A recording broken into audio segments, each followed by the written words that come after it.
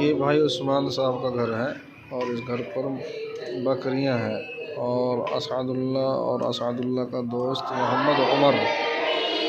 मोहम्मद उमर बिन सुलेमान।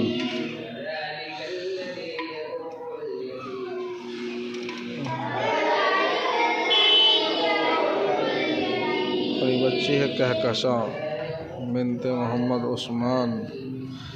ये अहमदुल्लाह बच्चे से खेल रहा है, देखो किस तरह से खेल रहा है माशाअल्लाह। अल्लाह इस बच्चे को सलामत फरमाए।